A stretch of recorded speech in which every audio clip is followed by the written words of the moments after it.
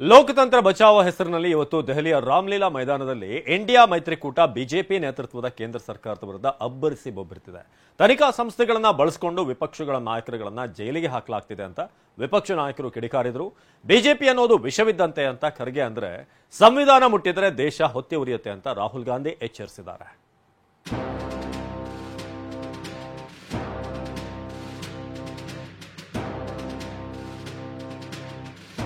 लोक समर के 400 पर वर्सेस बीजेपी गड़ीपार. दिल्ली इंडिया ಒಕ್ಕೂಟದ लोकतंत्र बचाओ रैली. अब की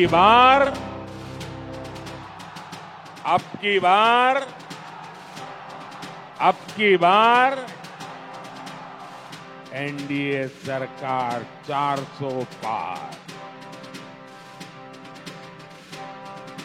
ಎನ್ಡಿಎ ಅಬ್ ಕಿ ಬಾರ್ 400 ಪಾರ್ ಅಂತಿದೆ. ಆದರೆ ಪ್ರತಿಯಾಗಿ ಅಬ್ ಕಿ ಬಾರ್ ಬಿಜೆಪಿ ಗಡಿಪಾರ್ ಅಂತ ಇಂಡಿಯಾ ಮೈತ್ರಿಕೂಟ ಘೋಷಣೆ ಮೊಳಗಿಸುತ್ತಿದೆ. ಅಬ್ ಕಿ ಬಾರ್ ಭಾಜಪಾ ತಡಿಪಾರ್, ಅಬ್ ಕಿ ಬಾರ್ ಭಾಜಪಾ ತಡಿಪಾರ್. ದಿಲ್ಲಿಯ ರಾಮಲೀಲಾ ಮೈದಾನದೊಳಗೆ ಇಂಥ ಒಂದು ಘೋಷಣೆ ಮೊಳಗಿದೆ. ದೆಹಲಿ ಸಿಎಂ ಅರವಿಂದ್ ಕೇಜ್ರಿವಾಲ್ ಬಂಧನ ಹಾಗೂ ವಿಪಕ್ಷಗಳ ಮೇಲೆ ಐಟಿ ಇಡಿ ದಾಳಿ ಖಂಡಿಸಿ ಇಂಡಿಯಾ ಮೈತ್ರಿಕೂಟ ಬೃಹತ್ ಸಮಾವೇಶ ಹಮ್ಮಿಕೊಂಡಿತ್ತು. ಪ್ರಜಾಪ್ರಭುತ್ವ ರಕ್ಷಿಸಿ ಹೆಸರಿನ ಬೃಹತ್ ರ್ಯಾಲಿಯಲ್ಲಿ ಸಾವಿರಾರು ಕಾರ್ಯಕರ್ತರು ಪಾಲ್ಗೊಂಡಿದ್ದರು. ಈ ವೇಳೆ ಮಾತನಾಡಿದ ಕೇಜ್ರಿವಾಲ್ ಪತ್ನಿ ಸುನಿತಾ ಪ್ರಧಾನಿ ಮೋದಿ ವಿರುದ್ಧ ಆಕ್ರೋಶ ಹೊರಹಾಕಿದ್ರು. हमारे प्रधानमंत्री मोदी जी ने मेरे पति को जेल में डाल दिया.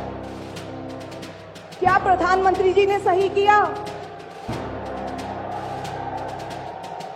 क्या आप सब मानते हैं कि केजरीवाल जी एक सच्चे देशभक्त और ईमानदार इंसान हैं?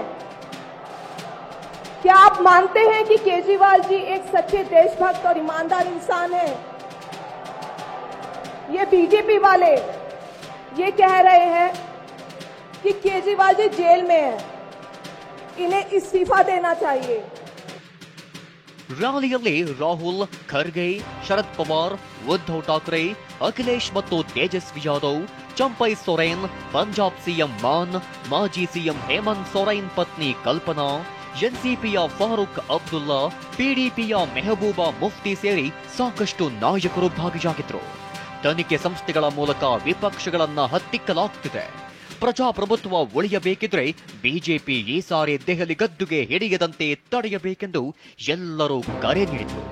ಬಿಜೆಪಿ ಅಂದ್ರೆ ವಿಷವಿದ್ದಂತೆ ಅಂತ ಖರ್ಗೆ ಕಿಡಿಕಾರಿದ್ರೆ, ರಾಹುಲ್ ಸಂವಿಧಾನ ಬದಲಿಸಿದ್ರೆ ದೇಶ ಹೊತ್ತಿ ಉರಿಯುತ್ತೆ ಅಂತ ಎಚ್ಚರಿಸಿದ್ರು. और मेरी बात आप अच्छी तरह सुन लो. अगर हिंदुस्तान में मैच फिक्सिंग का चुनाव बीजेपी जीते और उसके बाद संविधान को उन्होंने बदला तो इस पूरे देश में आग लगने जा रही है. और जो तानाशाही का समर्थन करते हैं उनको इस देश से निकाल के फेंकना पड़ेगा. ये बीजेपी खास करके ये एक पॉइजन के जैसा है. आरएसएस ये पॉइजन के जैसा है. अगर आप चाहते हैं चलो भाई इसको भी हम देख लेंगे थोड़ा चाट के, तो चाट के अगर विष को देखेंगे तो भी मरेंगे, विष पिएंगे तो भी मरेंगे. तो वैसा चाट के एक बार देखने के लिए मत जाओ. और एक बार देखे हैं तो मोदी देश को खराब करता है. भगवान राम जब सत्य के लिए लड़े उनके पास सत्ता नहीं थी. भगवान राम जब सत्य के लिए लड़े उनके पास संसाधन नहीं थे. उनके पास तो रथ भी नहीं था. रथ रावण के पास था, संसाधन रावण के पास थे, सेना रावण के पास थी, सोना रावण के पास थी. वो तो सोने की लंका में रहता था. भगवान राम के पास सत्य था, आशा थी, आस्था थी, प्रेम था, परोपकार था, विनय था, धीरज था, साहस था और ಇನ್ನು ಉದ್ಧವ್ ಠಾಕ್ರೆ ಅಬ್ ಕಿ ಬಾರ್ ಬಿಜೆಪಿ ಗಡಿಪಾರ ಅಂತ ಘೋಷಣೆ ಮೊಳಗಿಸಿ ಗಮನ ಸೆಳೆದರು.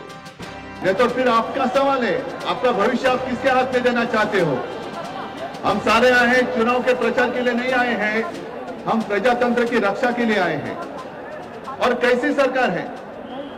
अरविंद जी के ऊपर इल्जाम लगा दिया, डाल दिया जेल में. हेमंत जी के ऊपर इल्जाम लगा दिया, डाल दिया जेल में. ये कौन सा तरीका है? दिल्ली आने से रोकी थी, वैसे आप किसानों ने बीजेपी को दिल्ली आने से रोकना ही होगा. और एक नारा जो मैंने मुंबई में दिया था, वो जो कहते हैं कि आपकी बार 400 पार, मैं आपको आह्वान करता हूं कि जहां से आप आए हुए हैं, आप जाओ, अपने घर पे जाओ, जहां भी जाएंगे गांव में जाओ, लेकिन एक नारा आपको देना होगा तानाशाही के खिलाफ. अब की बार भाजपा तड़ी पार, अब की बार भाजपा तड़ी पार.